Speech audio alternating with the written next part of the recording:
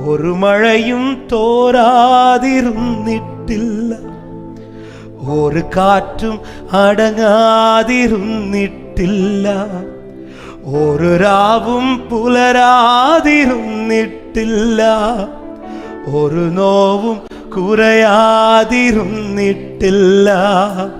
തിരമാലയിൽ ഈ ചെറുതോണിയിൽ, തിരമാലയിൽ ഈ ചെറുതോണിയിൽ അമരത്തൻ അരുകെ അവനുള്ളതാ.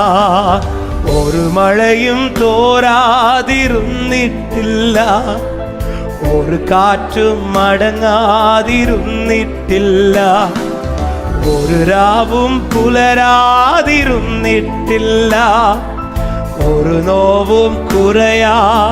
വിശ്വാസത്തോടെ തിരമാലയിൽ, തിരമാലയിൽ ഈ ചെറുതോണിയിൽ, തിരമാലയിൽ ഈ ചെറുതോണിയിൽ അമരത്തൻ അരുകെ അവനുള്ളതാ.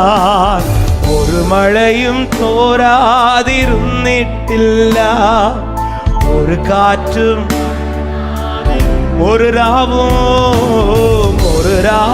പുലരാതിരുന്നിട്ടില്ല, ഒരു നോവും. മഞ്ഞും മഴയും പൊള്ളുന്ന വെയിലും എല്ലാം നാഥന്റെ സമ്മാനമാ. മഞ്ഞും മഴയും പൊള്ളുന്ന വെയിലും എല്ലാം നാഥന്റെ. എൻ ജീവിതത്തിന് നന്നായി വരാനാ എൻ പേർക്ക് താതൻ ഒരുക്കുന്നതാ. എൻ ജീവിതത്തിന് നന്നായി വരാനാ എൻ പേർക്ക് താതൻ ഒരുക്കും. ഒരു മഴയും തോരാതിരുന്നിട്ടില്ല, ഒരു മഴയും തോരാതിരുന്നിട്ടില്ല, ഒരു കാറ്റും ആമേൻ, ഒരു രാവും പുലരാതിരുന്നിട്ടില്ല, ഒരു നോവും. சொல்லுமா, கல்லும் முள்ளும் கொள்ளுന്ന വഴിയിൽ എന്നോട് കൂടെ നടക്കുന്നവൻ. நான் நடக்கிற பாதையில் என்னோடு கூட நடக்கிறவன், എന്നോട് കൂടെ നടക്കുന്നവൻ. എൻ പാദമിടറി ഞാൻ വീണു പോയാൽ എന്നെ തോളിൽ വഹിക്കുന്നവൻ. എൻ പാദമിടറി ഞാൻ വീണു പോയാൽ എന്നെ തോളിൽ. ആമേൻ, ഒരു മഴയും തോരാ. ആമേൻ, ഒരു കാറ്റും അടങ്ങാ. ഹല്ലേലൂയ. ആമേൻ. വിശ്വാസത്തോടെ തിരമാലയിൽ, തിരമാലയിൽ ഈ ചെറുതോണിയിൽ, തിരമാലയിൽ ഈ ചെറുതോണിയിൽ അമരത്തൻ അരുകെ അവനുള്ളതാ. ഒരു മലയും തോരാതിരുന്നി യേശുവേ. ആമേൻ, ഒരു രാവും പുലരാതിരുന്നിട്ടില്ല. அப்படியே ரெண்டு கரங்களை உயர்த்தி விசுவாசத்தோடு உங்க கைகள் குறுகல. உங்க கைகள் குறுகவில்லை, உம்மால் கூடாதது எதுவும் இல்லை. உங்க கைகள் குறுகவில்லை, உம்மால் கூடாதது எதுவும் இல்லை. உம்மால் கூடாதது இயேசுவால் கூடாதது. சொல்லுங்க, இயேசுவால் கூடாதது, இயேசுவால் கூடாதது. ஹல்லேலூயா. ஆமென். தாழ்த்துகிறோம் ஆண்டவரே. கர்த்தர் இந்த நேரத்தில் எங்களோடு கூட பேசுங்க. அடியானை மறைத்து கர்த்தர் வெளிப்படும். என்னென்ன வார்த்தை கர்த்தர் பேச சித்த வைத்திருக்கிறீரோ நீர் எங்களோடு இருந்து பேசும்படி ஜெபிக்கிறோம் ஆண்டவரே. பேசப்படுகிற வார்த்தைகளை மனுஷ சத்தமாய் அல்ல, பேசப்படுகிற வார்த்தை ஓடு தேவ வசனம் தான் என்று சொல்லி ஏற்றுக்கொள்ள, அதனால் வரக்கூடிய பலனை பெற்றுக்கொள்ள கர்த்தர் கிருபை செய்யும். ஒவ்வொருவரையும் பலப்படுத்தும் இயேசுவின் நாமத்தில் பிதாவே, ஆமென். ஹல்லேலூயா. விசுவாசத்தோடு கரங்களை உயர்த்தி ஹல்லேலூயா. கர்த்தர் நல்லவர். இந்த நாளிலும் நேற்று ராத்திரி ஆண்டவர் ஒரு வார்த்தையை இருதயத்தில் எழும்ப பண்ணி கொண்டே இருந்தார். இந்த நாளில் பேசும்படியாக கடந்த நாட்களில் ஜெபித்து கொண்டிருந்த போது நேற்றுக்கு வர எந்த வார்த்தை பேச வேண்டும் என்று எனக்கு கிடைக்கவில்லை. ஆனால் நேற்று இரவு ஆண்டவர் ஒரு வார்த்தையை என் இருதயத்தில் எழும்ப பண்ணி கொண்டே இருந்தார். அந்த வார்த்தை என்னவென்றால், உன் பாதையின் பாதியிலே நீ நின்று விடாதே, முடிவு வரும் வரை நீ காத்திரு. ஆமென். ஆமென். உன் பாதையின் பாதியிலே நீ நின்று விடாதே, இந்த பாதையின் முடிவு வரும் வரை நீ காத்திரு அல்லது தொடர்ந்து கொண்டேரு. இந்த நாள் இதுதான் செய்தி. ஆமென். அதற்கு ஆதாரமாக எடுத்து வாசிக்கலாம். நீதிமொழிகள் 23வது அதிகாரம் அதனுடைய 18வது வசனம். எல்லாருக்குமே தெரிந்த வார்த்தை. எடுத்து வாசியுங்கள். நீதிமொழிகள் 23:18. நிச்சயமாகவே முடிவு உண்டு, உன் நம்பிக்கை வீண் போகாது. விசுவாசிக்கிறவங்க கரத்தை உயர்த்தி ஆமென் என்று சொல்லுங்க பார்க்கலாம். நிச்சயமாகவே முடிவு உண்டு. உன் பாதைக்கு நிச்சயமாகவே முடிவு உண்டு. நீ நடக்கிற சூழ்நிலைக்கு நிச்சயமாகவே முடிவு உண்டு. நீ சந்திக்கிற ஒவ்வொன்றுக்கும் நிச்சயமாகவே முடிவுண்டு. உன் நம்பிக்கை வீண் போகாது. கடந்த ராத்திரி நேரத்திலிருந்து ஆண்டவர் இந்த வார்த்தையை அதிகமாக எழும்பி பண்ணிக்கொண்டே இருந்தார். வேறொரு வார்த்தையை வைத்துதான் கடந்த நாட்களிலே தியானித்து கொண்டிருந்தேன். ஆனால் நேற்று இரவில் தான் ஆண்டவர் வார்த்தையை கன்ஃபார்ம் பண்ணி இந்த அதிகாலையில் ஆண்டவர் எழுப்பி விட்டு ஆண்டவர் இந்த வார்த்தைகளை தியானிக்க பண்ணி கொண்டிருந்தார். மீண்டும் மீண்டும் சொல்லப்பட்ட வார்த்தை இதுதான், பாதியிலே நீ நின்று விடாதே. ஹல்லேலூயா. இன்னைக்கு இருக்கிற சூழ்நிலையை கண்டு, இன்னைக்கு இருக்கிற பிரதிகூலங்களை கண்டு, இன்னைக்கு உன்னை சுற்றி இருக்கிற காரியங்களை கண்டு, ஆமென், நீ உன் பாதியிலே நின்று விடாதே. இதற்கு ஒரு முடிவை கர்த்தர் வைத்திருக்கிறார். அந்த முடிவை காணும் மட்டும் தொடர்ந்து கொண்டிரு.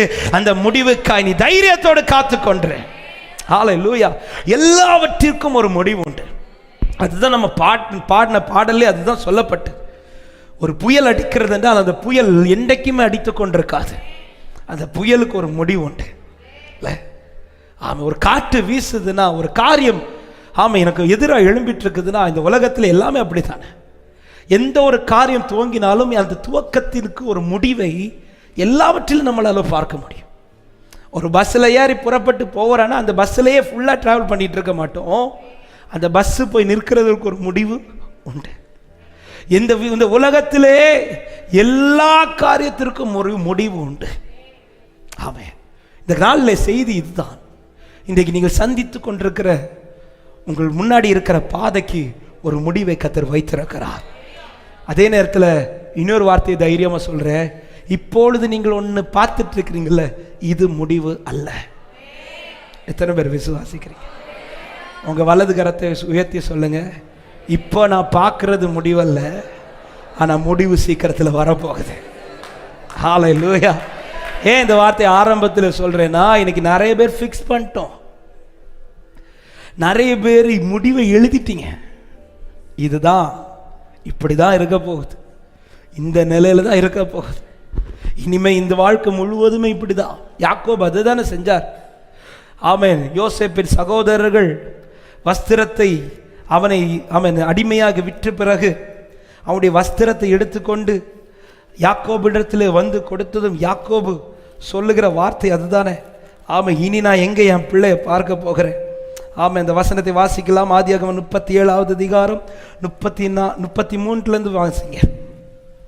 ஆதியாகமம் 30 கண்டு, இது என் குமாரனுடைய அங்கிதான், ஒரு துஷ்ட மிருகம் அவனை பட்சித்து போட்டது. யோசேப்பு பீருண்டு போனான் என்று புலம்பி வஸ்திரங்களை கிழித்து தன் அறையில் இரட்டு கட்டி கொண்டு அநேக நாள் தன் குமாரனுக்காக துக்கித்துக் கொண்டிருந்தவன் அடுத்த ஒரு வார்த்தையை சொல்லுகிறான். 35வது வசனத்துல வாசிங்க. அவனுடைய குமாரத்திகள் எல்லாரும் அவனுக்கு ஆறுதல் சொல்ல வந்து நின்றார்கள்.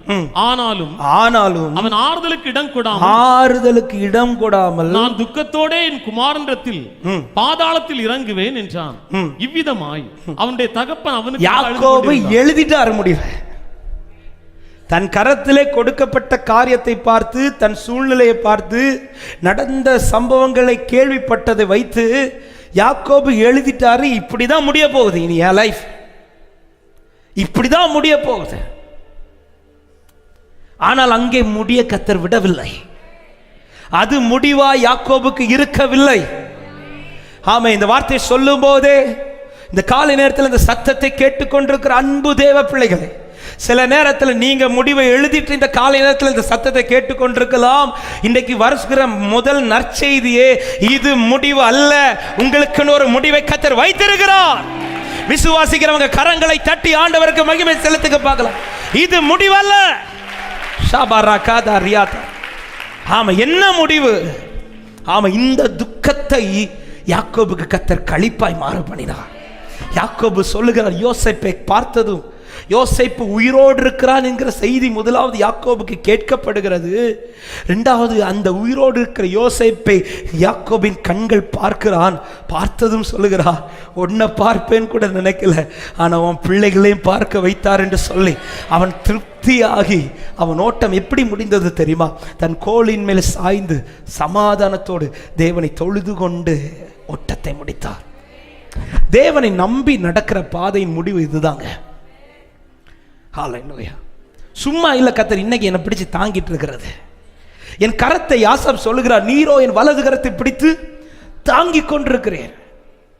இவ்வளவு தாங்கிறதற்கு யாசாபின் வாழ்க்கையில தினம்தோறும் நடக்கிறது அனுகூலமான பாதைகள் கிடையாது.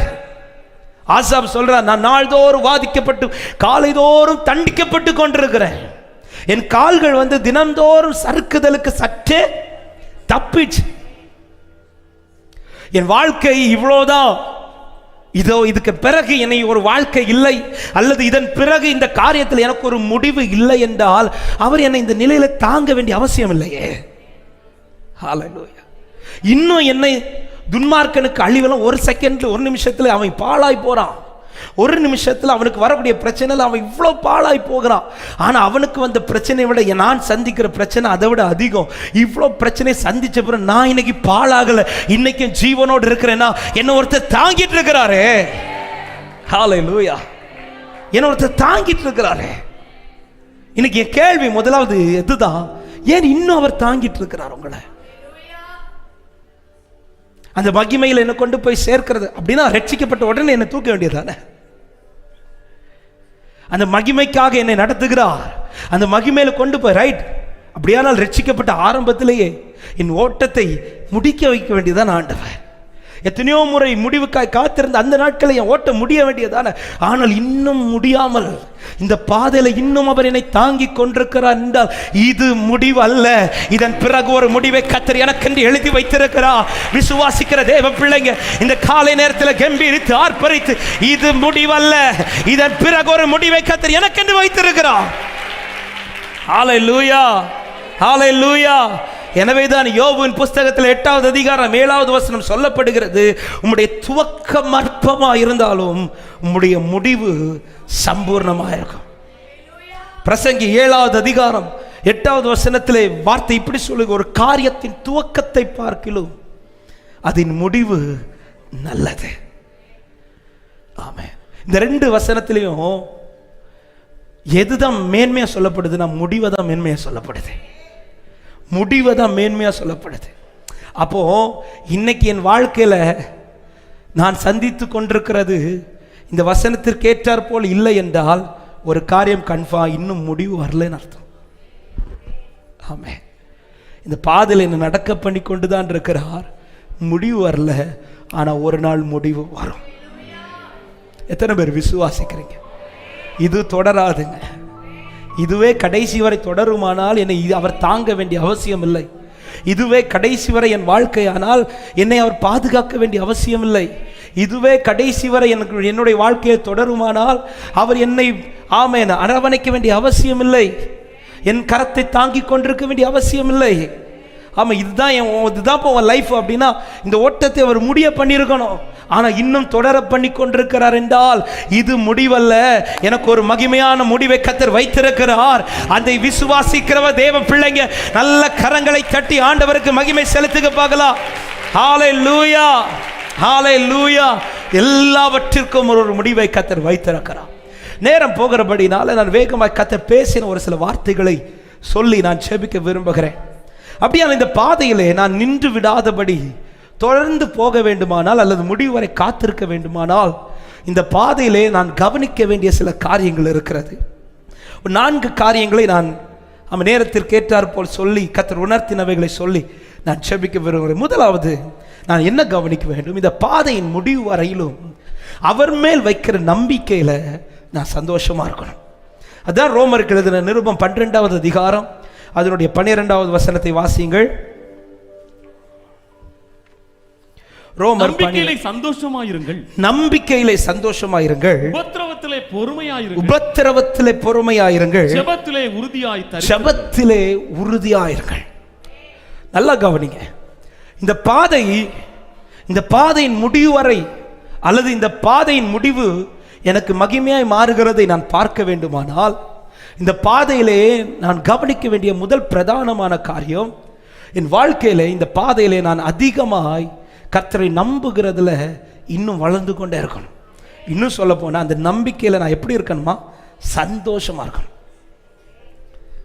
சந்தோஷமா இருக்கணும். சில பாதையிலே கர்த்தர் நம்மை நடத்தி கொண்டிருக்கிறார். நான் அடிக்கடி சொல்லுகிற வார்த்தை, எல்லாருக்கும் ஒரு பாதை அல்ல, எல்லாரையும் ஒரே போல அல்ல கர்த்தர் நடத்துவது. நான் நடக்கிற பாதையில் அல்ல நீங்கள் நடப்பது, நீங்கள் நடக்கிற பாதையில் அல்ல நான் நடப்பது. இன்னும் சொல்ல போனால் நான் சந்திக்கிற பிரச்சனை எனக்கு பெருசு, நீங்கள் சந்திக்கிற பிரச்சனை உங்களுக்கு பெருசு. சில நேரத்தில் நம்ம பிரச்சனையை பக்கத்தில் இருக்கிறவங்களுக்கு சொல்லும்போது அவங்களுக்கு அது பெருசாகவே தெரியாது. ஏன்னா அவங்க அதோட பெரிய பிரச்சனையை அவன். ஆனால் ஒவ்வொருத்தருக்கும் ஒவ்வொரு பாதை இருக்குது, எல்லாருக்கும் பிரச்சனைகள் இருக்கிறது. நாம் சந்திக்கிற பிரச்சனை நமக்கு பெருசு. இந்த பாதை எப்படிப்பட்ட பாதை என்பது அடுத்த காரியம். இந்த பாதையில் என்னென்ன இருக்கிறது என்பது அடுத்த காரியம். முதலாவது என்ன காரியம் என்றால், இந்த பாதையில் நான் யார் மேல நம்பிக்கையா இருக்கிறேன்? என் நம்பிக்கை எப்படிப்பட்ட நம்பிக்கையா இருக்கிறது? இங்க வேதம் சொல்லுகிறது, நீங்க நம்பிக்கையிலே சந்தோஷமா இருங்கள். இந்த நம்பிக்கையில எனக்குள்ளே சந்தோஷம் உண்டாகுமானால் அடுத்த 2 காரியம் என் வாழ்க்கையில் உண்டாகும். என்னவென்றால், உபத்திரவத்தில் பொறுமையா இருப்பேன், ஜெபத்தில் உறுதியா இருப்பேன். உபத்திரவத்தில் எனக்குள்ளே பொறுமை இல்லை என்றாலும், என் வாழ்க்கையில ஜெபத்தில் நான் உறுதி இல்லை என்றாலும், இந்த 2க்கும் ஏன் என் வாழ்க்கையில் இல்லைன்னா ஒண்ணுதான், நம்பிக்கையில நான் சந்தோஷமா இல்லை. யாருக்குள் நம்பிக்கை சந்தோஷமா இருக்கிறதோ, தேவன் பேரில் இருக்கிற நம்பிக்கை, தேவன் மேல் உள்ள நம்பிக்கை அதிகரித்து கொண்டிருக்கிறதோ, அவர்கள் வாழ்க்கையில் 2 காரியங்கள் வெளிப்பட்டு கொண்டே இருக்கும். ஒன்று, உபத்திரவத்தில் பொறுமையா இருப்பார்கள், ஜெபத்தில் உறுதியா இருப்பார்கள். எந்த சூழ்நிலையானாலும் தைரியமா ஃபேஸ் பண்ணுவாங்க. எந்த சூழ்நிலையானாலும் தேவனை முறுமுறுக்க மாட்டார்கள். எந்த சூழ்நிலையாலும் கர்த்தர் சமூகத்தின் கர்த்தருடைய பாதத்தில் அமர்வதை அவர் ஒரு நாள் விட்டு விடவே மாட்டார்கள். இன்னைக்கு எனக்கு பொறுமையும் இல்லை, தேவ சமூகத்தில் என்னால் உட்காரவும் முடியலைன்னா இதுக்கு மெயின் காரணம் அவர் மேல உள்ள நம்பிக்கையில் எனக்குள்ள அசைவு வந்துட்டுன்னு அர்த்தம். ஹல்லேலூயா. ஏன் இன்னைக்கு பாதையில் ஜெபிக்க முடியல? ஏன் இன்னைக்கு கொஞ்சம் பொறுமையாக உட்கார முடியலன்னா நம்பிக்கை கொஞ்சம் அசைவு உண்டாயிடுச்சு. எங்கே நம்பிக்கையில் அசைவு உண்டாகுதோ அங்கே ஒரு தேவ பிள்ளை தளர்ந்து விடுவார்கள். எங்கே நம்பிக்கையில் அசைவு உண்டாகுதோ அங்கே தான் ஒரு தேவ பிள்ளை முறுமுறுக்க துவங்குவார்கள். எங்கே நம்பிக்கையில் அசைவு உண்டாகுதோ அங்கே தான் தேவனுக்கு முன்பாக சில கேள்விகளை நமக்கு எழும்பிட்டே இருக்கும். ஹல்லேலூயா. ஆமென். இந்த காலை நேரத்தில் சத்தத்தை கேட்கிற தேவ பிள்ளை, பாதையில் நம்பிக்கையில் சந்தோஷமா இருங்க. எப்படி சந்தோஷமா இருக்கிறது? நம்பிக்கையில் எப்படி? இந்த பாதை எனக்கு முன்னாடி இருக்கிற பாதை அது கொஞ்சம் அனுகூலமாக இருந்தாலாவது சரி நம்பிக்கையாக ஓடலாம். ஆனால் எனக்கு முன்னாடி இருக்கிற பாதை கடினமான பாதையாக இருக்குது, பிரதிகூலமான பாதையாக இருக்குது. எப்பக்கத்தில் நெருக்கப்பட்டு தான் இருக்கிறேன். எப்பக்கத்தில் நெருக்கப்பட்ட பாதையில் எப்படி எனக்கு நம்பிக்கையில் சந்தோஷமாக இருக்கிறது? எபிரேயர் 10வது அதிகாரம் 23வது வசனத்தில் அழகான ஒரு வார்த்தை சொல்லப்பட்டிருக்கிறது. எல்லாருக்குமே தெரிந்த வார்த்தை தான். அல்லாமலும் நம்முடைய நம்பிக்கையை அறிக்கையிடுகிறதில் அசைவில்லாமல் உறுதியா இருக்க கடவோ. காரணம் வாக்குத்தத்தம் பண்ணினவர் உண்மை உள்ளவராய் இருக்கிறார். கரங்களை உயர்த்தி ஆமென் சொல்லுங்க பார்க்கலாம். நம்பிக்கையில எப்படி சந்தோஷமா இருக்கிறது? ஒரே காரணம், நீங்க யாரை பார்க்கணும் தெரியுமா? அழைத்தவரை நோக்கி பாருங்க. ஆமென். எப்படிப்பா நம்பிக்கையில சந்தோஷமா இருக்கிறது? ஒன்னே ஒண்ணுதான், என்னை அழைத்தவர் உண்மை உள்ளவர் என்கிற எண்ணம் எனக்குள்ள எண்டெண்டைக்கு எழும்புமானால் என்னால எந்த பாதையும் நம்பிக்கையோட ஃபேஸ் பண்ண முடியும், நம்பிக்கையா என்னால நடக்க முடியும். எத்தனை பேர் விசுவாசிக்கிறீங்க? என்னை அழைத்தவர் உண்மை உள்ளவராக இருக்கிறார், எனக்கு வாக்கு பண்ணினவர் உண்மை உள்ளவராக இருக்கிறார், என் தேவன் உண்மையில் பிசகாத தேவன் என்று சொல்லுகிறவர்கள் வலது கரத்தை உயர்த்தி சத்தமா ஆமென் என்று சொல்லுங்க பார்க்கலாம். அழைத்தவர் உங்களை நடத்துகிறார் என்றால், எனக்கு வாக்குத்தத்தம் தந்தவர் தான் என்னை இந்த பாதையில் அனுமதித்திருக்கிறார் என்றால், இந்த பாதையில் எனக்கு ஒரு நம்பிக்கை உண்டு. என்ன நம்பிக்கை? இந்த பாதைக்கு ஒரு முடிவு உண்டு. அது தீமைக்கல்ல, அது நன்மைக்கு ஏதுவாகவே மாறும். ஹல்லேலூயா. எனக்கு கடந்த நாட்களில் ஆச்சரியப்படுத்தின ஒரு வார்த்தை தான். பல முறை நம்ம படிச்சிருக்கிறோம், தியானிச்சிருக்கிறோம். யோபின் புஸ்தகம் 23வது அதிகாரத்தில் 14வது வசனத்தில் யோபு என்ன வார்த்தையை சொல்லுகிறார்? யோபு 23:14 வாசிங்கள். எனக்கு குறித்திருக்கிறதை அவர் நிறைவேற்றுவார். இப்படிப்பட்டவைகள் இன்னும் அநேகம் அவரிடத்தில் இருக்கிறது. அடுத்து 42வது அதிகாரத்தில் 2வது வசனத்தில் இப்படி சொல்லுகிறார், தேவரீர் சகலத்தையும் செய்ய வல்லவர், நீர் செய்ய நினைத்தது தடைபடாது என்பதை அறிந்திருக்கிறேன். இப்ப என்னுடைய கேள்வி இதுதான், யோபுக்கு இந்த சோதனை அனுமதிக்கும் போது யோபுக்கு கர்த்தர் அதை வெளிப்படுத்தினாரா? இல்ல, வெளிப்படுத்தாமலே காரியங்களை அனுமதிக்கிறார். இப்பொழுது எல்லாவற்றையும் இழந்த நிலையில் நின்றுதான் யோபு 23வது அதிகாரத்தில் ஒரு வார்த்தையை சொல்லுகிறார், எனக்கு குறித்திருக்கிறதை என் ஆண்டவர் நிறைவேற்றுவார். இப்ப என் கேள்வி, அவர் என்ன குறிச்சிருந்தார்? ஒரு நாளும் சொல்றோமே, சரி யோபு இப்படி வார்த்தையை சொல்றாரு, எங்கேயாவது யோபுவே 42வது அதிகாரத்தில் உனக்கு எல்லாம் 2 தருவேன்னு சொன்னாரா? இல்ல அவனுக்குன்னு வாக்குத்தத்த அட்டை ஏதாவது கொடுத்தாரா? ஒண்ணுமே சொல்லல. ஆனா யோபு சொல்றார், எனக்கு குறித்திருக்கிறதை ஆண்டவர். எப்படி யோபுக்கு சொல்ல முடிஞ்சது? ஒண்ணுமே இல்லைங்க. முன்னாடி அதுக்கு கொஞ்சம் 2-3 வருஷங்களுக்கு முன்னாடி தான் சொல்றாரு, அவர் தேடி பார்க்கிறார், முன்னாடி பார்க்கிறார், பின்னாடி பார்க்கிறார், ரைட்ல பார்க்கல, லெஃப்ட்ல பார்க்கிறார். அவரே சொல்றார், அவர் எனக்கு ஒளித்திருக்கிறார். ஒளித்திருக்கிறார் என் ஆண்டவர். எந்த வார்த்தையை சொல்லல, யோபுக்கு இப்படி மாறும்னு சொல்லல, யோபுக்கு இந்த நிலைப்பா ஒரு நாள் எல்லாமே மாறிடும்ப்பா, எந்த வாக்குத்தத்தமும் கொடுக்கல, எதுவுமே வெளிப்படுத்தல. ஆனாலும் யோபு சொல்லுகிறார், எனக்கு குறித்திருக்கிறதை ஆண்டவர் நிறைவேற்றுவார். எப்படி யோபு சொல்ல முடிஞ்சிச்சு? எப்படி யோபு முன்னால சொல்ல முடியுதுன்னா, யோபு ஒன்னே ஒன்று தான் சொல்லுவான், என்னை அழைத்தவர் உண்மை உள்ளவராக இருக்கிறார். ஹல்லேலூயா. என்னை அழைத்தவர் உண்மை உள்ளவராக இருக்கிறார். இந்த பாதை என்னை அழைத்தவரால் அனுமதிக்கப்பட்ட பாதையானால் எனக்கு ஒரு நிச்சயம் உண்டு, நான் என் ஓட்டத்தை துக்கத்தோட ஓடி முடிக்க விட மாட்டார். மாறா எனக்கு குறிக்கப்பட்டது என் கண்களிலே காண பண்ணி என் ஆண்டவர் என்னை மகிழ பண்ணுவார். ஹல்லேலூயா. இதுதாங்க ஒரு தேவ பிள்ளைக்கு நம்பிக்கை. ஆமா, சில நேரத்தில் நீங்கள் நடக்கிற பாதையில சில நேரத்தில் வார்த்தையே கிடைக்காம இருக்கும், சில நேரத்தில் எந்த ஒரு வார்த்தையுமே இல்லாம தான் நடக்கிறது போல இருக்கும், எந்த ஒரு அனுகூலமும் இல்லாமல் தான் நடக்கிறது போல இருக்கிறோம். ஆனால் தேவன் அனுமதித்த பாதையானால், தேவன் தான் உங்களை நடத்துகிறார் என்றால் தைரியத்தோட காலடி எடுத்து வையுங்கள். இந்த பாதைக்கு ஒரு முடிவு உண்டு.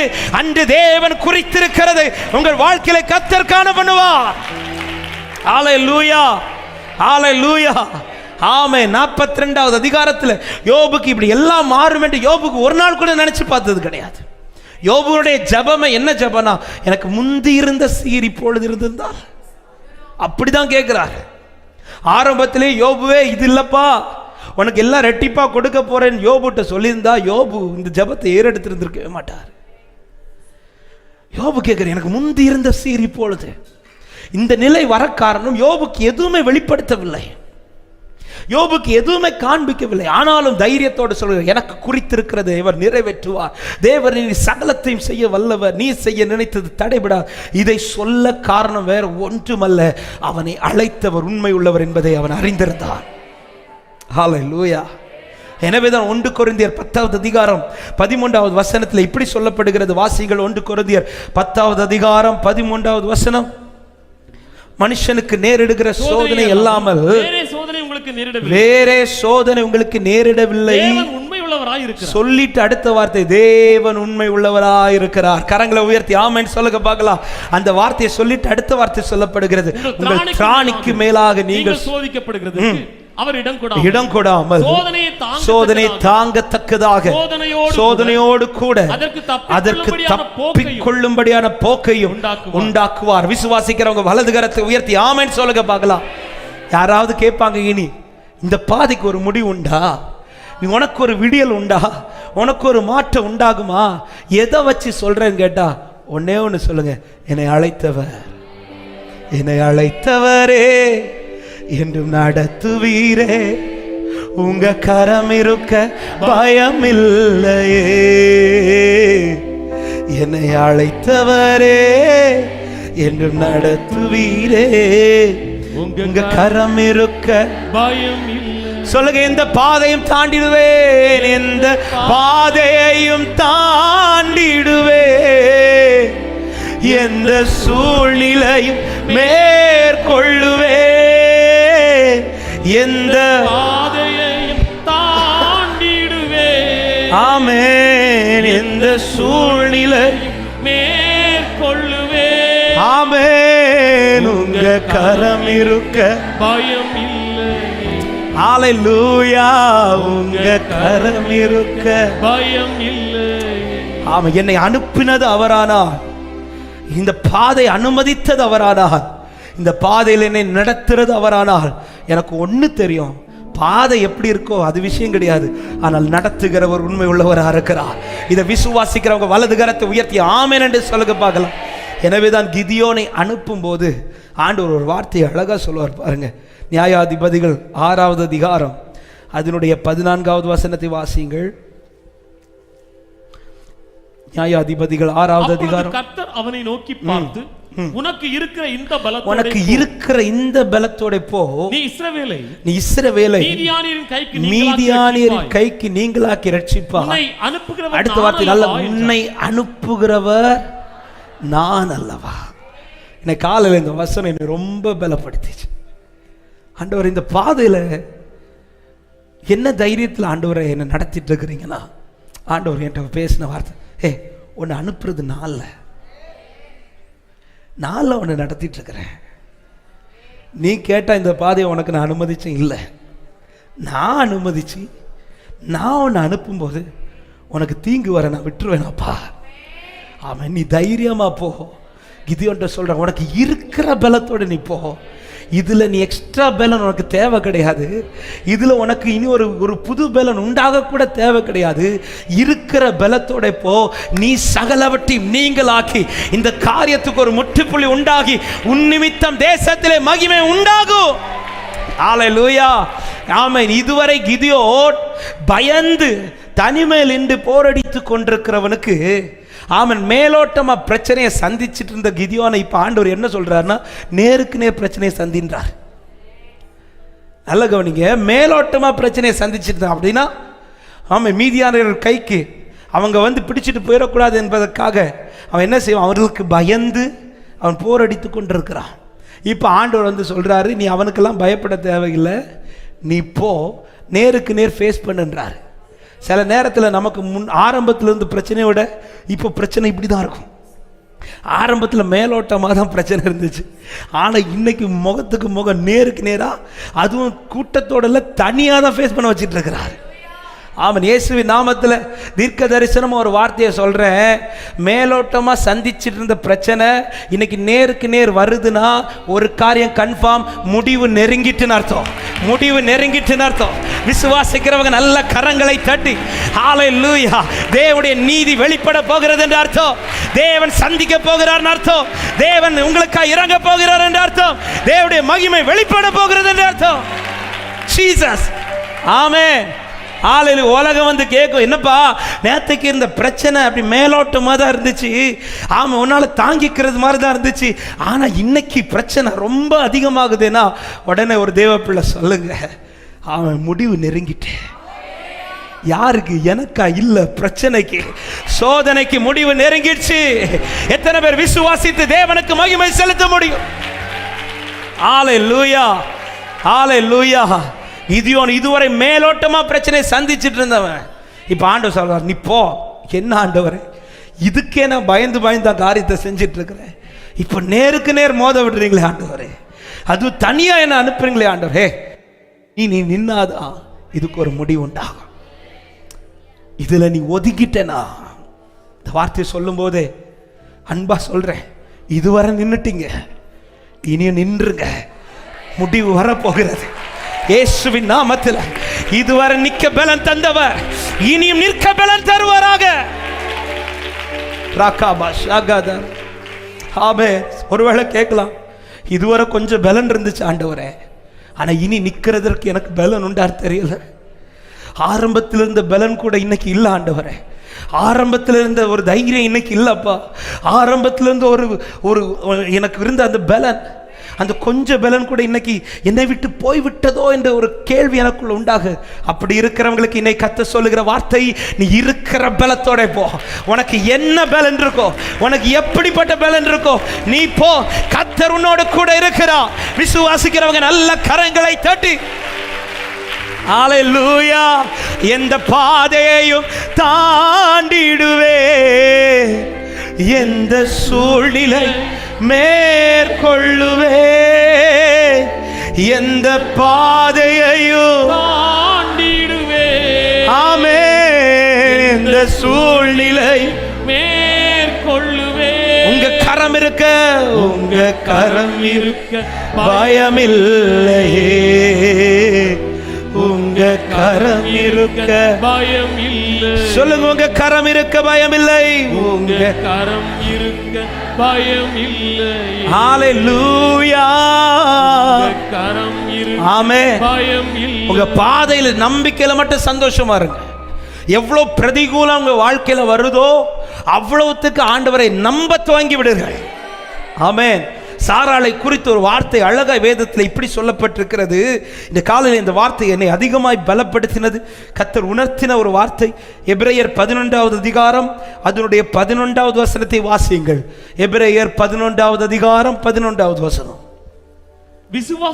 விசுவாசத்தினாலே சாராளும் வாக்குத்தத்தம் பண்ணினவர் உண்மை உள்ளவர் என்று எண்ணி கர்ப்பந்தரிக்க பலனடைந்து வயது சென்றவளாய் இருந்தும் பிள்ளை பெற்றாள். கரங்களை உயர்த்தி ஆமென் சொல்லுங்க பார்க்கலாம். பலன் இப்ப இல்ல, சரீரத்துல சரீரம் செத்துதான் இருக்கிறது. உலகத்தின் பார்வையில் இதுதான் முடிவுன்னு எழுதிட்டாங்க. ஆனால் இது கொஞ்சம் வித்தியாசமா மாறுது. இங்கே காரியங்கள் வித்தியாசமா முடியுது.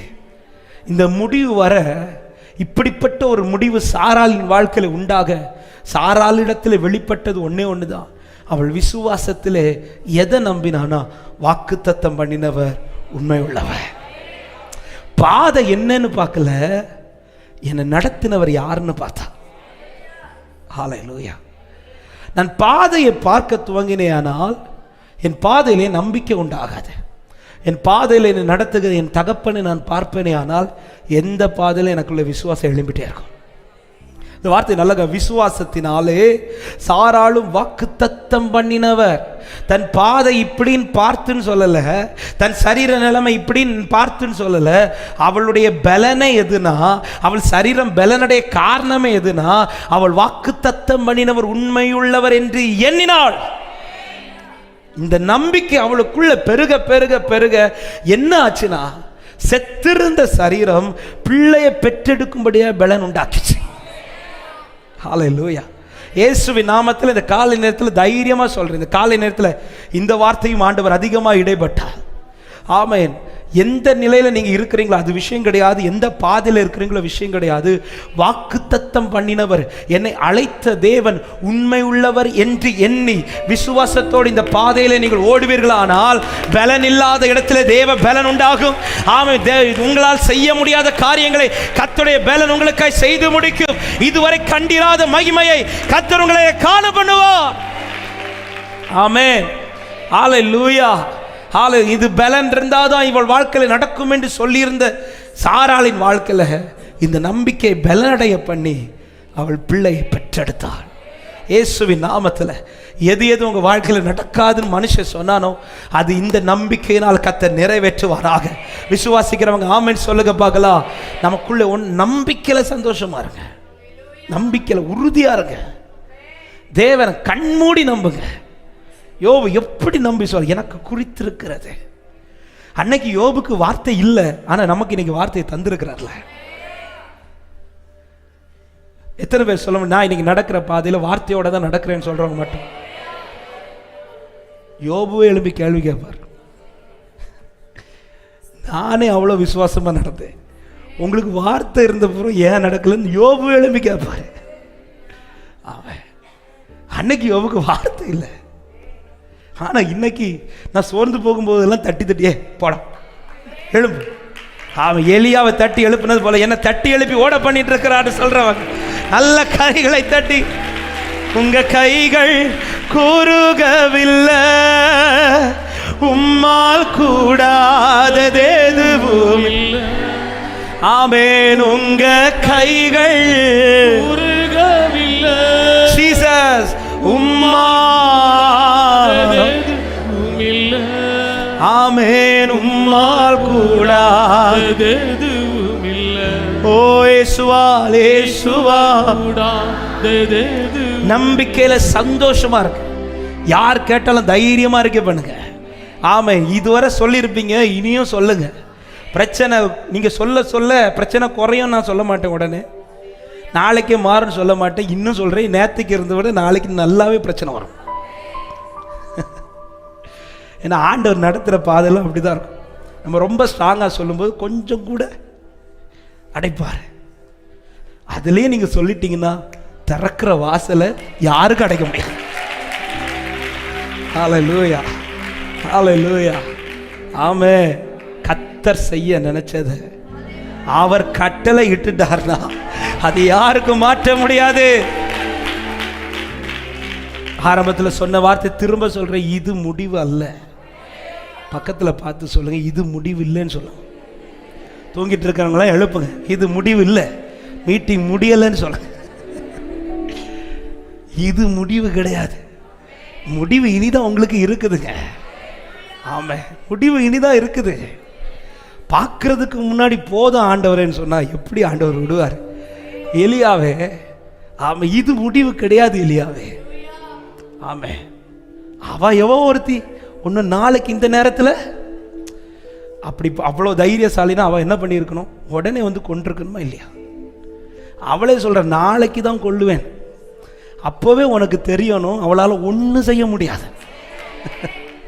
அவள் பெரிய தைரியசாலினா அவளால் உன்னை கொல்ல முடியும்னா ஏன் நாளைக்கு வர டைம் கேட்கணுவா? ஏன் நாளைக்கு வர இந்த டைம் இழுக்கணும்? ஏன் இன்னைக்கே வந்து உன்னை கொல்ல முடியாது? அவளுக்கு இன்னைக்கு கொல்ல முடியாம அவன் நாளைக்கு வர டைம் கேட்கிறான்னு அதில் அவளே சொல்றா நம்மளால ஒன்று செய்ய. ஏன்னா அவர் சிலதை குறிச்சிட்டாரு, அவர் சிலதை எழுதிட்டாரு.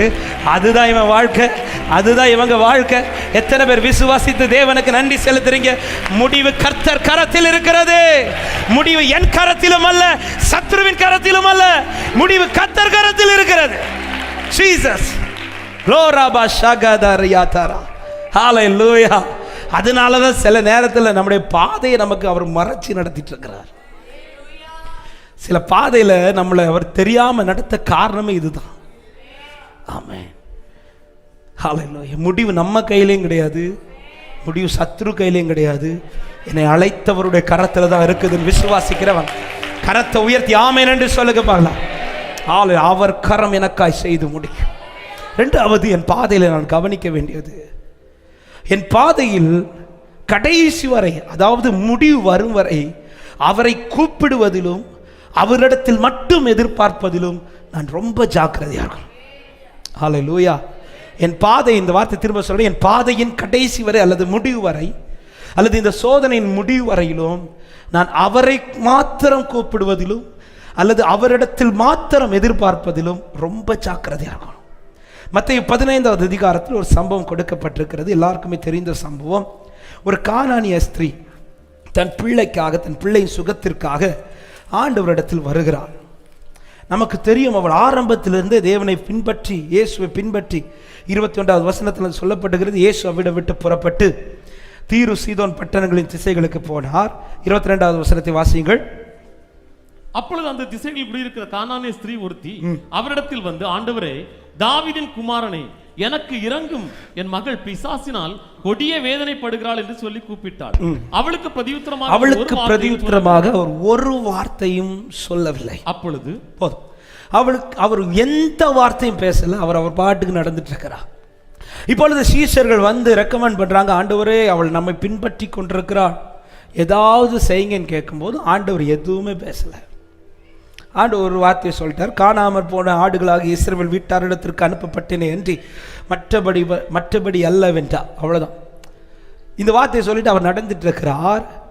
இப்பொழுது வந்தவள் கூப்பிடுவதை நிறுத்தவில்லை அல்லது பின்பற்றுவதை நிறுத்தவில்லை. தன் பாதையிலே அந்த முடிவை காணும் வரையிலும் அவள் அவரை மட்டும்தான் கூப்பிட்டுட்டே இருக்கிறார்.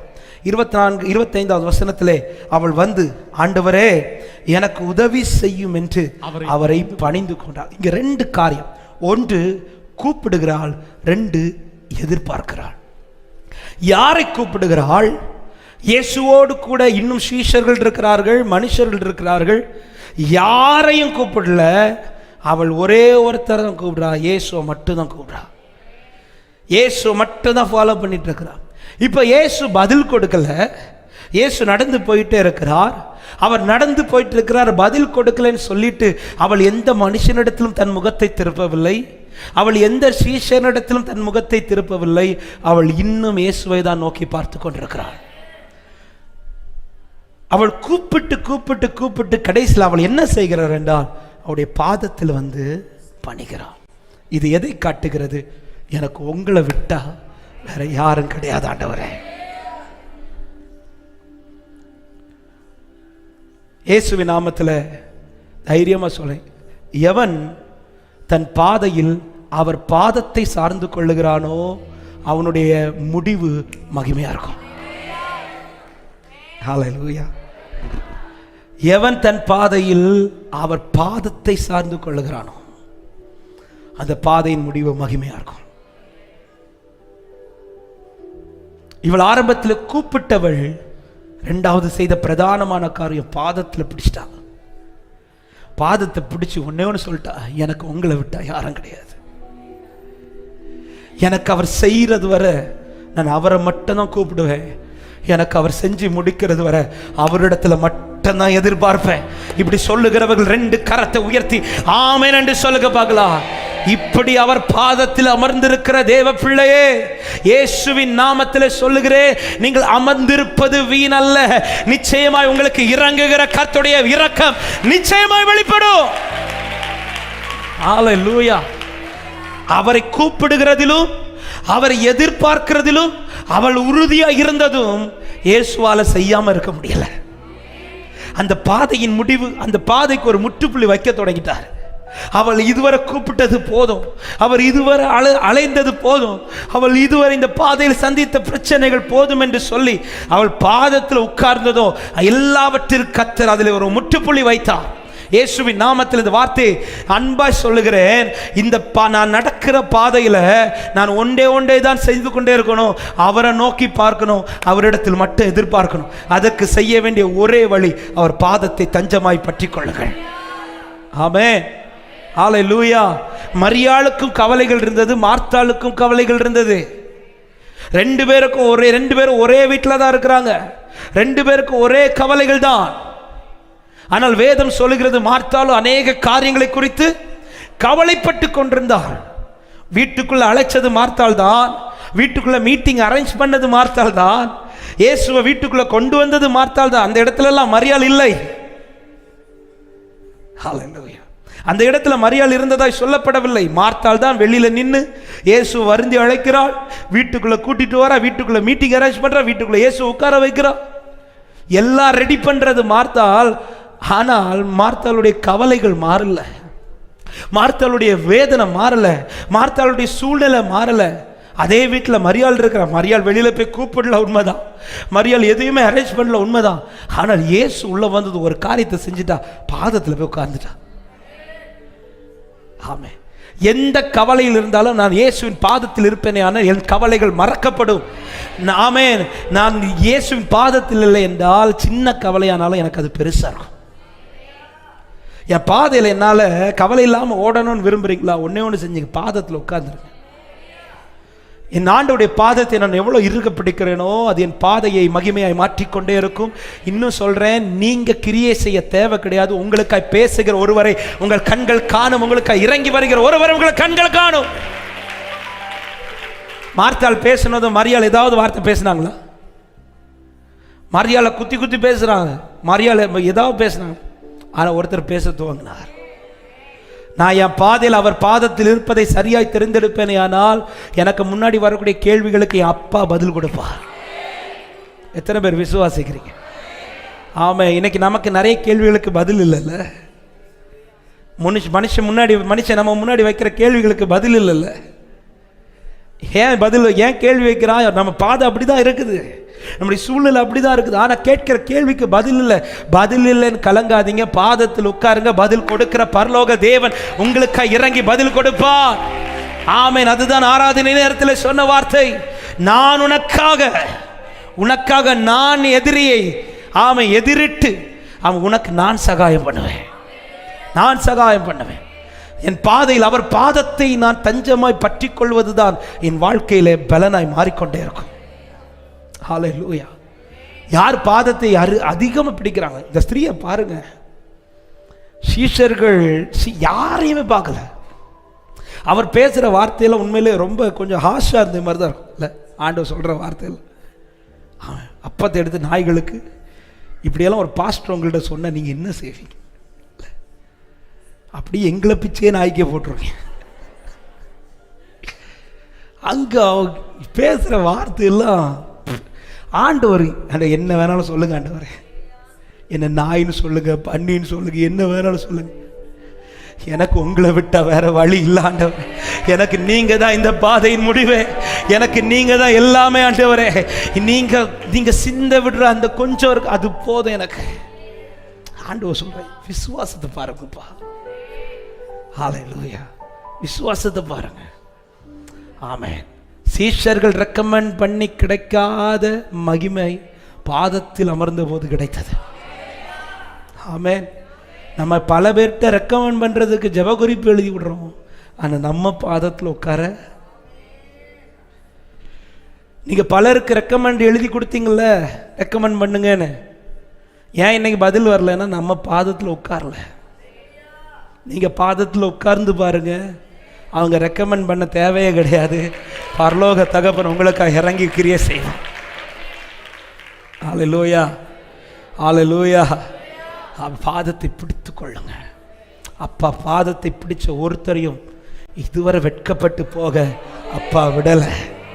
3 நாள் பாதத்தில் அமர்ந்திருந்தவர்களே பெருமையா அனுப்பாத தேவன் என் பாதையில கடைசி வரை அவர் பாதத்தை பிடித்துக் கொள்வேனே. ஆனா என் தகப்பன் எப்படி என்னை விட்டு விடுவார்? எப்படி என்னை அவர் விட்டு விடுவார்? எத்தனை பேர் விசுவாசிக்கிறீங்க? இயேசுவை நம்புவே நாளெல்லாம் நான் பின்பற்றுவே, என்னை அவரிடம் ஒப்படைத்தே வெட்கப்பட்டு போக மாட்டேன். சொல்ல, இயேசுவை நம்புவே நாளெல்லாம் நான் பின்பற்றுவே, ஆமென், என்னை அவரிடம் ஒப்படைத்தே வெட்கப்பட்டு போக மாட்டேன். பாதையில் அவரை கூப்பிடுவதிலும் அவரை எதிர்பார்ப்பதிலும் மிகவும் ஜாக்கிரதையா இருக்கு. ஆமென். என் நாட்கள் இந்த பாதைக்கு ஒரு முடிவு சீக்கிரம் வரணும்னா எவ்வளவு ஒரு பாதத்தை பிடிக்கிறேன், அதுதான் ரிசல்ட். ஹல்லேலூயா. ஆமென். அவர் பாதத்தில் வந்து பணிந்தாள் அவள். உடனே அதன் பிறகு ஆண்டவருக்கு போக முடியல, ஆண்டவருக்கு செய்யாமல் இருக்க முடியல. உடனே அவளுக்காய் கிரியை செய்ய துவங்கின தேவன் நிச்சயம் உங்களுக்காய் செய்ய அவர் போதுமானவராக இருக்கிறார். ஆமென். அவரை கூப்பிடுவதில் அவரை எதிர்பார்ப்பதில் அவன் ஜாக்கிரதையா இருங்க. நேரம் போகிறபடி நான் 2 காரியங்களை வேகமாக சொல்லி நான் ஜெபிக்கிறேன். 3வது, பாதையில் உங்களை விட்டு போகிற காரியங்களை குறித்து கலங்காதிருங்கள். நீங்கள் நடக்கிற பாதையில் பல காரியத்தை நீங்கள் சந்திக்க வேண்டியது இருக்கும். அதில் முக்கியமான சில காரியத்தில் ஒன்று தான், சில மனிதர்கள் உங்களை விட்டு போவாங்க, சில நன்மைகள் உங்களை கைவிட்டு போகும். மனிதர்கள் உங்களை விட்டு போனாலும் கலங்காதீங்க, சில நன்மைகள் உங்களை கைவிட்டு போனாலும் கலங்காதீங்க. நடத்துகிற கத்தர் கூட இருப்பார்னா இவை எல்லாவற்றையும் மாற்ற கத்தர் உங்களுக்காக கிரியை செய்வார். தாவீது இதை தன் வாழ்க்கையில் அதிகமாக அனுபவித்தவன் தான் தாவீது. நம்ம கூட இருக்கிற மனுஷர்கள் 2 கூட்டத்தார் இருப்பாங்க. ஒன்று நம்மை அதிகம் நேசிக்கிறவர்களும், நம்முடைய நன்மையை வாஞ்சிக்கிறவர்களும். நம்முடைய நன்மைனா நான் நல்லா இருக்கணும்னு விரும்புகிற ஒரு கூட்டம் நம்ம கூட இருக்கும். நம்மை அதிகம் நேசிக்கிறவர்கள் அவர்கள். தாவீதுக்கு அப்படி ஒருவன் இருந்தால் அவர் தான் யோனத்தான். ஆமாம், 1 சாமுவேல் 20வது அதிகாரத்தில் நீங்கள் படிச்சிங்கன்னா தெரியும், யோனத்தான் தாவீதுக்காக செய்த காரியங்கள், தாவீதுக்காக அவன் சொன்ன வார்த்தைகள் எல்லாம் பயங்கரமாக இருக்கும். நான் இருக்கிறேன்ப்பா, நான் அவனை ரொம்ப நேசிக்கிறேன், அவன் அதிகமாக நேசித்தவன் யோனத்தான் இருக்கிறான். ஆனால் ஒரு காரியத்தை நமக்கு பார்த்தால் தெரியும், அந்த யோனத்தானால தாவீதுடைய கடைசி வரை கூட இருக்க முடியவில்லை. யோனத்தானால தாவீதுடைய தாவீதுடைய பாதையிலே கடைசி வரை கூட இருக்க முடியவில்லை. கொஞ்ச நேரத்திலேயே தாவீதை விட்டு விலக வேண்டிய சூழ்நிலை. இது யோனத்தான் தப்பு செஞ்சதுனாலேயோ அல்லது யோனத்தான் வெறுத்ததுனாலேயோ அல்லது யோனத்தான் உதவி செய்யக்கூடாது என்கிறதுனாலேயோ கிடையாது. யோனத்தானால உதவ முடியாது. நம்முடைய வாழ்க்கையிலும் சில மனிதர்கள் அப்படித்தான் இருப்பார்கள். நம்மை அதிகம் நேசிப்பார்கள், நம்மிடத்தில் நம்ம நல்லா இருக்கணும்னு வாஞ்சிப்பாங்க, நம்மிடத்தில் நன்மை எதிர்பார்க்கிறவர்கள், நன்மையை வாஞ்சிக்கிறவர்கள், இவங்க நல்லா இருக்கணும், இவங்களுக்காக ஏதாவது செய்யணும், இப்படி அநேகர் நமக்கு உதவும்படியாய் நம்மோடு கூட இருக்கிறவர்கள் உண்டு. ஆனால் ஒரு காரியத்தை ஒரு தேவ பிள்ளை நன்றாய் புரிந்து கொள்ளுங்கள், அவர்களாலும் நம்முடைய பாதையிலே சில நேரத்தில் உதவ, இது அவர்களுடைய தவறும் கிடையாது, அவர்கள் நம்மை வெறுத்ததுனாலையும் கிடையாது, அவர்களால் முடியாததுனாலையும் கிடையாது. அவங்களால இந்த பாதையில் எனக்கு உதவி செய்ய அவங்களால முடியாது. எனவே நான் அவர்களை பகைக்க வேண்டிய அவசியம் இல்லை. இன்னொரு கூட்டத்தார் இருக்கிறார்கள். அதுதான் 1 சாமுவேல் 30வது அதிகாரத்திலே, ஆமென், சத்துருக்கள் வந்து எல்லா உடைமைகள், ஆமென், பெண்கள் எல்லாரையும் பிள்ளைகள் எல்லாரையும் பிடித்து கொண்டு போய்விட்டான். தாவீதோடு கூட இருந்தவர்கள் இப்பொழுது கல்லெறியும்படியா நிற்கிறார்கள். 30வது அதிகாரம் 6வது வசனம் வாசிக்க நேரம் இல்லாதது நான் சொல்லி விடுகிறேன், எல்லாருக்கும் தெரிந்த சம்பவங்கள். கல்லெறியும்படியா நிற்கிறாங்க. கூட இருந்தவங்க தாவீது கூட தான் அவங்களும் போயிட்டு வராங்க, தாவீது கூடயே தான் இருக்கிறாங்க. தாவீதை விட்டு விலகியும் இல்லை, தாவீது கூட இல்லாமலும் அல்ல, தாவீது கூடயே தான் இருக்கிறாங்க. தாவீது எப்படி இந்த பிரச்சனையை ஃபேஸ் பண்றானோ அப்படியே தான் கூட இருக்கிறவர்களும் ஃபேஸ் பண்றாங்க. ஆனால் தாவீது வேதனை பட்டு கொண்டிருந்த போது அவனுக்கு ஆறுதல் சொல்ல யாருமே இல்லை, மாறாய் எல்லாரும் கல்லெறியும்படி எடுத்துக்கொண்டிருக்கிறார்கள். இன்னும் சொல்லணும்னா, பிரச்சனை கொஞ்சம் தலைகீழா நமக்கு மாறும்போது கூட இருக்கிறவங்களே குத்தி குத்தி பேசுவாங்க தெரியுமா? இந்த பிரச்சனை வேற எதுனாலும் இல்லை, நீ இப்படி போனதுனால. யோபுக்கு அப்படிதான் இருந்தாங்க. நண்பர்கள் வந்து ஆரம்பத்தில் நல்லா பேசுறது போல பேசிட்டு கடைசியில் யோபுவை குற்றம் சாட்டினார்கள், நீர் ஏதாவது குற்றம் பண்ணியிருப்பீர், ஏதாவது தப்பு பண்ணியிருப்பீர். இப்போ எல்லாரும் கல்லெறியும்படி எடுத்துட்டு இருக்கிறாங்க. அதில் தான் தாவீது கேட்குற, ஆண்டவரை பிடித்துக் கொள்வேன் நான் கேட்டது. ஆண்டவர் சொல்ற, நீ போ, நீ சகலவற்றையும் திருப்பிக் கொள்வா என்று சொல்லி ஆண்டவர் அனுப்பும்போது இப்போ கூட போகிற போது எல்லாரும் கிளம்பி போறாங்க. போகிற கூட்டத்தில் ஆமென் 10வது வசனம் சொல்லப்படுகிறது, 200 பேர் விடாய்த்து போனார்களாம். ஹெல்ப் பண்ணணும் தான் கூட வந்தாங்க, பாதையில் நிற்கணும் தான் கூட வந்தாங்க. ஆனால் பாதியில் வந்ததும் தங்களால் முடியலைன்னு சொல்லிட்டு ஆட்டோமேட்டிக்காக அவங்களே ஸ்டாப் பண்ணிட்டாங்க. முதல் இருந்த சந்தித்த யோனத்தான் எல்லாவற்றிலும் கூட நின்றவன், ஆனாலும் அவனால் முடியலை. 2வது தாவீது சந்தித்த ஒரு கூட்டம், ஒரு பிரச்சனை வந்துட்டாலே இவனை குத்த சாத்துறவங்க, ஒரு பிரச்சனை வந்துட்டாலே தாவீதை விட்டு விலகும்படியாய் யோசிக்கிறவர்கள். இந்த 2 கூட்டத்தை நம்ம சந்திப்போம். நம்முடைய பாதையில் இந்த 2 கூட்டத்தாரையும் சந்திப்போம். இன்னும் சொல்கிறேன், இந்த பாதையில் சில நேரத்தில் நம்ம தனியாக தான் நடக்கிற நிலைமை உண்டு. நம்ம குடும்பம் நிற்காது, நம்ம பிள்ளைங்க நிற்க மாட்டாங்க. சில நேரத்தில் தனியாக ஃபேஸ் பண்ண வேண்டியது இருக்கும். ஆமென். இப்படி மனுஷங்க விலகிறதை குறித்து கலங்காதீங்க. யார் விலகி போனாலும், யார் இல்லாமல் போனாலும், உங்களை அழைத்தவர் உண்மை உள்ளவர், அவர் கூட நிற்பார். எத்தனை பேர் விசுவாசித்து ஆமென் சொல்லுங்க? அழைத்தவர் உண்மை உள்ளவர், அவர் கூட நிற்பார், அவர் கூட நிற்பார். ஆமென். அதே போல இன்னொரு காரியத்தை சொல்றேன். இதே பாதையில மனிதர்கள் விலகுகிறது ஒரு பக்கம், இன்னொரு பக்கம் சில நன்மைகள் நம்முடைய கையை விட்டு போகும்.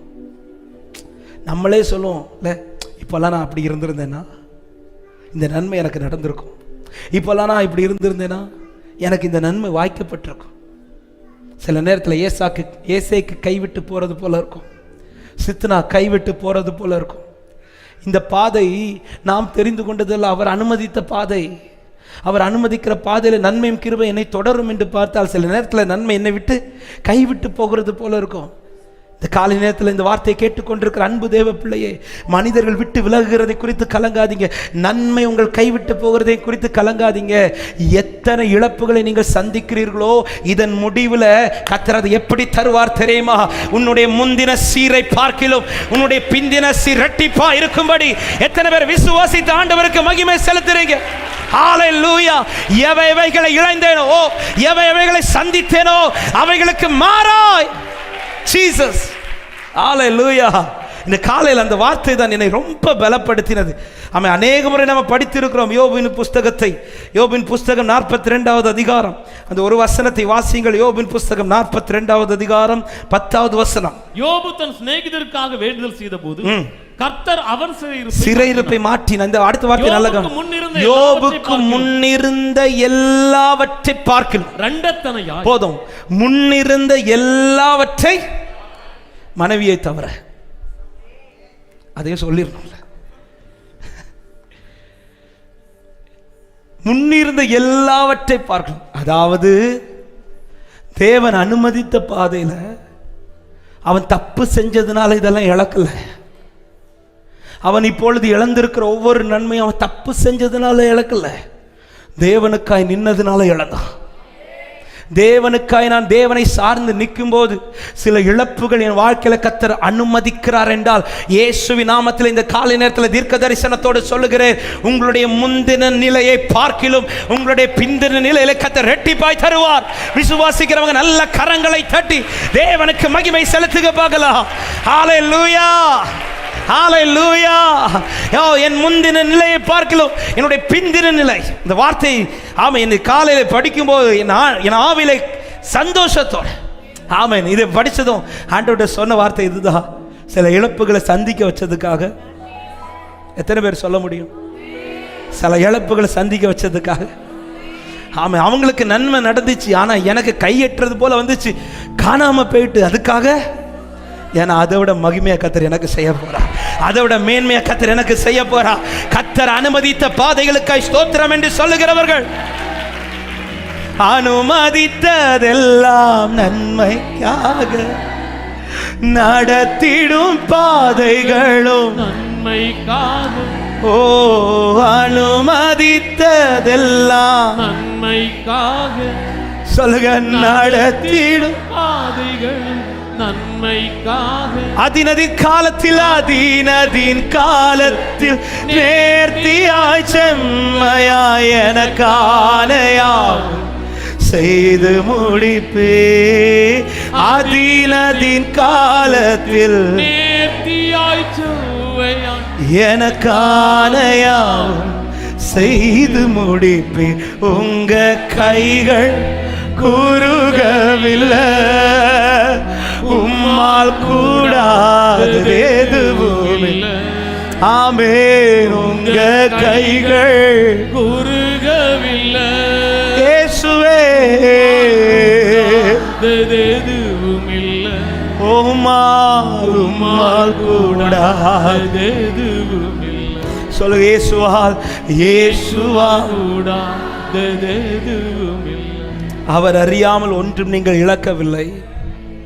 அவர் சிலவைகள் இழக்க பண்ணியிருக்கிறார் என்றால் இதை விட மகிமையானது ஒன்றை கர்த்தர் உங்களுக்கு ஆயத்தம் பண்ணியிருக்கிறார். அவன் ஏசேக்கு போயிட்டு கலங்காதீங்க, சித்தனா போயிட்டு கலங்காதீங்க.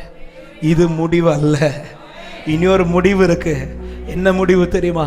நான் பலுகி பெருகும்படி கர்த்தர் எனக்கென்று இடத்தை உண்டு பண்ணினா, அதுதான் ரெகோபோத். விசுவாசிக்கிறவங்க அந்த கரங்களை தட்டி தேவனுக்கு மகிமையாய் ஜீசஸ். ஹalleluya, ஹalleluya. ஆமென். கர்த்தர் அனுமதிக்கிற பாதைகளுக்கு நன்றி செலுத்திக் கொண்டே இருங்க. சிலர் உங்களை விட்டு போகிறதற்காக நன்றி செலுத்துங்க. ஏன் சில மனுஷர்கள் உங்க கூட இல்லாம வைக்கிறார்னாலே அவர் விரும்புறது உங்க வாழ்க்கையில் செய்யப்படுகிறதற்கான மகிமை அவருக்கு மட்டும் போய் சேரணுங்கிறது. ஆமே. நாளைக்கு யாரை சொல்லக்கூடாது, இருந்தாலும் நான் உங்க கூட இருந்ததுனால தான் இப்படி சொல்லக்கூடாதுங்கிறதுக்காக நம்ம சொல்ல மாட்டோம், ஆனா கூட இருக்கிறவங்க சொல்லுவாங்க. இது நமக்கு தெரியாது, அவருக்கு நல்லா, ஏன்னா முடிவு தான் அவருக்கு தெரியுமே. முடிவு வரும்போது என் பிள்ளை இப்படி இருப்பா, என் மகன் இப்படி இருப்பா, என் மகன் இப்படி இருப்பான், இந்த குடும்பம் இப்படி இருக்கும். இப்படி இருக்கும்போது அவங்க வந்து சொல்லக்கூடாது, இருந்தாலும் அவங்க கஷ்டப்படும் போது நான் அவங்களுக்கு துணையா, எனக்கு துணையா ஒருத்தர் மட்டும்தான் நின்னாரு. அவர் தான் அன்னைக்கு நின்னாரு, இன்னைக்கு நிற்கிறாரு, எப்பவுமே நிற்பாரு. விசுவாசிக்கிறவங்க கரத்தை உயர்த்தி ஆமே. ஹalleluya. எனவே மனுஷன் எவ்வளவு விலகுறானோ ஸ்தோத்திரம் பண்ணிட்டே இருங்க. ரொம்ப நெருங்கி வந்தாதான் பிரச்சனை, நெருங்காம இருக்கிறதற்காக ஸ்தோத்திரம். ஹalleluya. அதுக்காக இருக்கிறவங்கள்ட்ட போய் விலகுங்கன்னு சொல்லாதீங்க. ஆமாம், விளக்க வேண்டிய நேரத்தில் அவரே விளக்குவார். ஹalleluya. இருக்கிறவங்களுக்காக ஸ்தோத்திரம் பண்ணுங்க, இல்லாதவங்களுக்காக ஸ்தோத்திரம் பண்ணுங்க. ஆமை. இல்லாதவங்களை பார்த்து முறுமுறுக்காதீங்க, பொறாமப்படாதீங்க, கோவப்படாதீங்க. யோபுவை குறித்து அழகாய் சொல்லப்படுகிறது, தன் சிநேகிதனுக்காக வேண்டுதல் செய்ததை பார்த்து கர்த்தர் அவனை ஆசீர்வதிச்சாராம். விலகும்போது அவங்களுக்காக ஸ்தோத்திரம் பண்ணுங்க, அவங்களுக்காக வேண்டுதல் பண்ணுங்க. கர்த்தர் அதை பார்த்து உங்களை மகிமையாய் நிறுத்தி கொண்டே இருப்பார். ஒரே ஒரு வார்த்தையை சொல்லி நான் ஜெபிக்கிறேன். கடைசியாக, உங்கள் பாதையின் முடிவில் இரக்கம் உண்டு என்பதை மறந்து போயிடாதீங்க. ஆமென். சும்மா நடத்தல.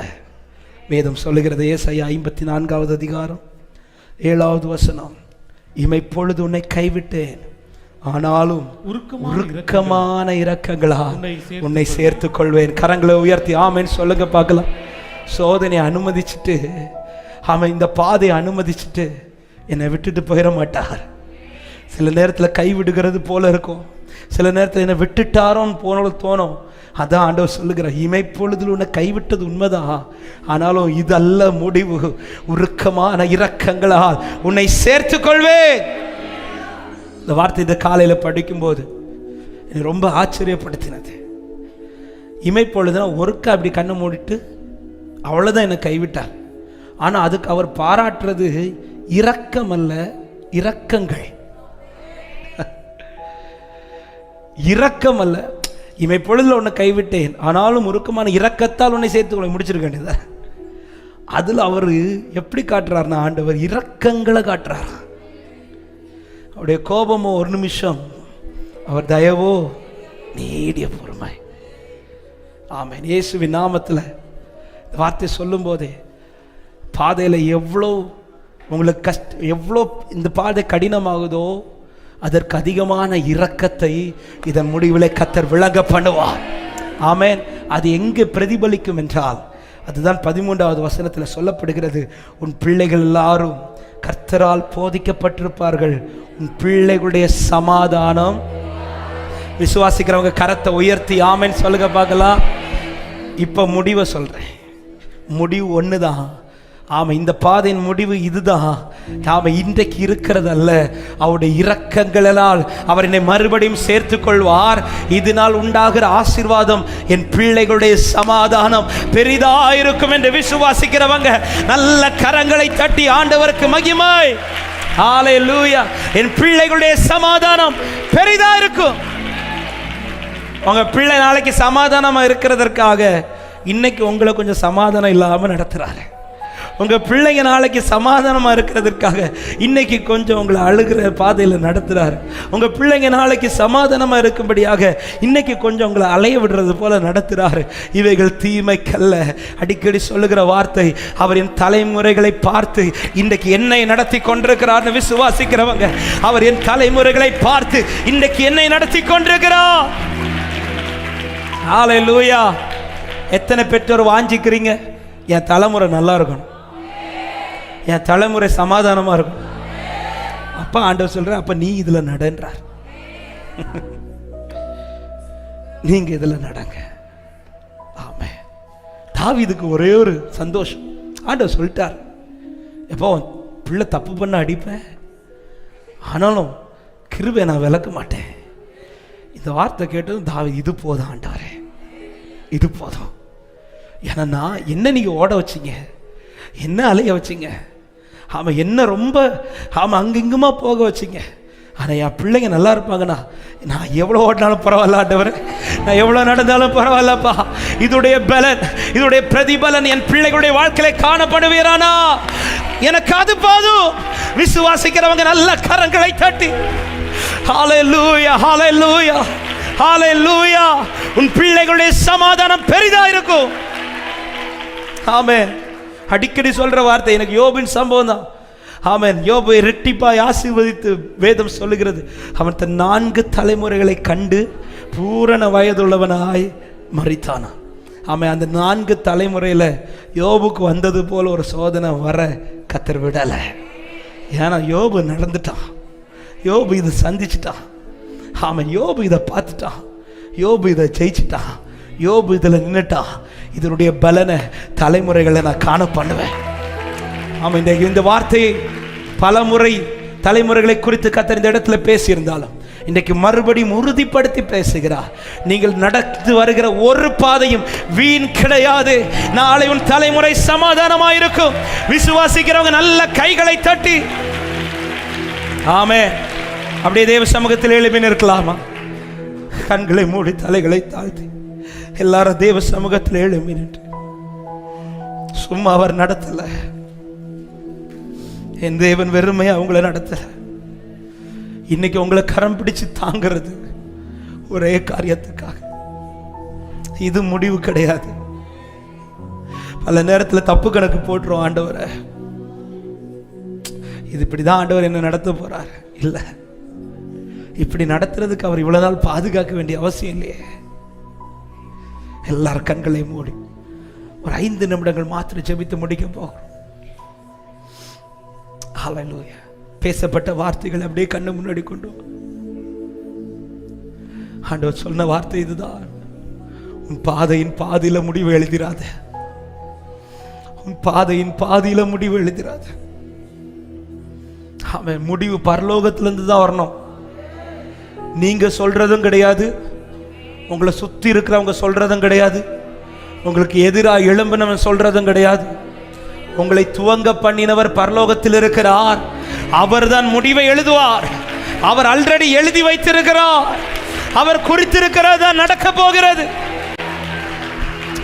எல்லாரும் கண்களை மூடி, அவன் முடிந்தால் உங்க கரங்களை உயர்த்தி ஒரு நிமிடம் அப்படியே கண்களை மூடி, ஆண்டவரே இந்த பாதையில் உங்க மேல இருக்கிற நம்பிக்கையில அசையாம இருந்து சந்தோஷமா இருக்க கிருபை செய்யுங்கப்பா. பொறுமையா இருக்கணும்ப்பா. ஆமென். ஜெபத்தில் உறுதியா இருக்கணும். உங்களை கூப்பிடுறதுலையும் ஆண்டவரே உங்களை எதிர்பார்க்கிறதுல கடைசி வர நீங்க மட்டும்தான்ங்கிற எண்ணத்தோடு இருக்கணும்ப்பா. ஆண்டவரே என் வாழ்க்கையில வருகிற இழப்புகளை குறித்து நான் கலங்காதபடி, என்னை விட்டு விலகுகிற மனுஷர்களை குறித்து கலங்காதபடி, நீர் என்னோடு கூட இருக்கிறீர் என்கிற நிச்சயத்தோடு ஓட. அது மாத்திரமல்ல, எந்த முடிவு, இந்த பாதையின் முடிவு அழிவு அல்ல, இந்த பாதையின் முடிவு தேவனுடைய இரக்கங்கள் என்பதை அறிந்து கொள்ள ஆண்டவர் இந்த நிச்சயத்தோடு தொடர்ந்து முன்னேற எனக்கு கிருபை தருவீராக, எனக்கு கிருபை தருவீராக, எனக்கு கிருபை தருவீராக. என்னை கைவிடாதீரும் நாதா, என்ன நிந்தை நேரிடினும் என்னை கைவிடாதீரும் நாதா, என்ன நிந்தை நேரிடினும் உமக்காக உமக்காக யாவும் சகிப்பேன், உமது பலன் உமக்காக உமக்காக யாவும் சகிப்பேன். ஒரு விஷயம் கூட சொல்லுங்க, என்னை கைவிடாதிரும் நாதா, என்னை ஆண்டவரே இந்த பாதை கடைசி வரை உம்மை உறுதியாய் பிடித்துக் கொண்டு ஓட கிருபை செய்யும். என்ன வந்தாலும் எந்த சூழ்நிலையிலும் உம்மை மட்டும் சார்ந்து கொண்டு என் தேவன் உண்மை உள்ளவர் என்பதை அறிந்து முன்னேற உமக்காக யாவும் சகிப்பே உமது பல நீந்திடும் உமக்காக யாவும் சகிப்பே உமது சொல்லுங்க. உம்மை ஊக்கமாய் நோக்கி பார்த்தே உம்மை ஊக்கமாய் நோக்கி பார்த்தே உண்மையாய் வெட்கப்படே உம்மை ஊக்கமாய் நோக்கி பார்த்தே இயேசுவே தமது முக பிரகாசம் தமது முக பிரகாசம் தினமும் என்னில் வீசிடுமே தமது முக பிரகாசம் தினமும் என்னில் வீசி சொல்லுங்க. நம்புவேன் இயேசுவை நம்புவேன் இயேசுவை நம்புவேன் இயேசுவை நம்புவேன் இயேசுவை. ஒரே ஒரு வார்த்தை என் கூட சேர்ந்து நம்பிக்கையோட ஆமென். என் பாதையெல்லாம் அந்தகாரம் சூழ்ந்தாலோ என் பாதையெல்லாம் அந்தகாரம் சூழ்ந்தாலும் வாழ்க்கை முடிந்தது மறுவாழ்வு இல்லை என்றாலும் என் பாதையெல்லாம் அந்தகாரம் சூழ்ந்தாலும் வாழ்க்கை முடிந்தது மறுவாழ்வு இல்லை. என்னை தேற்றுவதற்கு யாரும் இல்லை என்னை தேற்றுவதற்கு யாரும் இல்லை என்றாலும் சொல்லுங்க. நம்புவேன் நம்புவேன் என் இயேசு ஒருவரை ஆமென். என்னை தேற்றுவதற்கு யாரும் இல்லை என்றாலோ நம்புவேன் என் இயேசு. சபை சத்து உயர்த்தி நம்புவேன் நம்புவேன் என் இயேசு ஒருவரை நான் நம்புவேன் என் இயேசு ஒருவரை. என்ன வந்தாலும் எந்த சூழ்நிலையிலும் கடைசி வரை உம்மையே நம்பி முன்னேற கிருபை கொடுப்பீராக. பாதையில் உம்மை மாத்திரம் பற்றி கொண்டு தொடர்ந்து முன்னேற கிருபை செய். ஒரு விஷயம் கூட நம்புவேன் இயேசு ஒருவரை நம்புவேன் என் இயேசு. தேங்க்யூ அப்பா. பிரசனத்திற்காக ஸ்தோத்திரம். நீர் பேசின வார்த்தைகளுக்காக ஸ்தோத்திரம். தைரியத்தோடு முன்னேற தைரியத்தோடு நடக்க கர்த்தர் கிருபை கொடுப்பீராக. இது முடிவல்ல, எங்களுக்காய் ஒரு முடிவு உண்டு. அது மகிமையாய் இருக்கும், அது மகிமையாய் மாறும். விசுவாசிக்கிறவங்க நல்ல கரங்களை தட்டி கர்த்தர் என்னோடு பேசினார் என்று நம்புகிறவர்கள் முழு பலத்தோடு கரங்களை தட்டி ஹல்லேலூயா. நாளைக்கு தலைமுறை சமாதானத்தை அனுபவிக்கும். நாளைக்கு தலைமுறை சமாதானத்தை அனுபவிக்கும். இயேசுவின் நாமத்திலே இந்த வார்த்தை அப்படியே நிறைவேறுவதாக. நீ சுமந்த நிந்தனைகள் அல்ல, நீங்கள் சுமந்த அவமானங்கள் அல்ல, நீங்கள் சுமந்த இக்கட்டுகள் அல்ல, தலைமுறை நிற்கும். ஹல்லேலூயா. என் தகப்பனுக்கு என் தாய்க்கு என் தேவன் வாக்கினால் சொன்னதை எங்களுக்கு கரத்தினால் செய்து முடித்தார். அப்படி உங்கள் பிள்ளைகள் சொல்லுவார்களாக, என் தேவன் அல்லவர். கர்த்தர் ஆசீர்வதிங்க, பலப்படுத்த பாதையில் கடைசி வரை உறுதியை பிடித்துக் கொள்ள கிருபை செய்வீராக.